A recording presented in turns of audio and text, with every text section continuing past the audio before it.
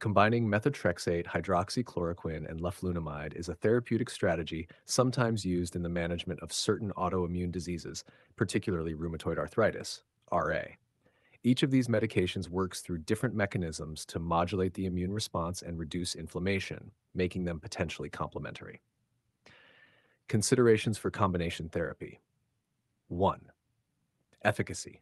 Um, Methotrexate is often considered the cornerstone of RA treatment and is frequently used in combination with other disease-modifying anti-rheumatic drugs, DMARDs. Hydroxychloroquine, an anti-malarial with immunomodulatory effects, is generally well tolerated and used as part of combination therapy to enhance efficacy, particularly in less severe disease. Leflunomide is another DMARD that inhibits pyrimidine synthesis, reducing lymphocyte proliferation and activity. 2. Safety and monitoring. Liver function. Both methotrexate and leflunomide can cause hepatotoxicity. Regular monitoring of liver enzymes is crucial. Bone marrow suppression. Methotrexate and leflunomide can also cause bone marrow suppression, necessitating periodic complete blood counts. Infection risk. The immunosuppressive effects of these drugs can increase the risk of infections.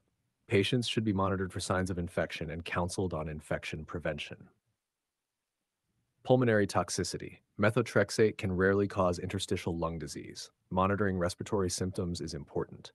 Gastrointestinal symptoms. Gastrointestinal intolerance can occur, especially with methotrexate and leflunomide.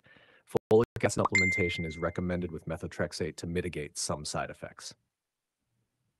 3. Drug interactions. The combination can lead to increased toxicity, especially hepatotoxicity, so close monitoring is essential. Leflunomide and methotrexate together may increase the risk of severe liver injury and myelosuppression, necessitating careful dose adjustment and frequent monitoring. 4. Patient selection. This combination is typically reserved for patients with severe or refractory disease who have not responded adequately to monotherapy or less intensive combination therapy. Patient tolerance, comorbidities, and preferences should be considered when choosing this regimen.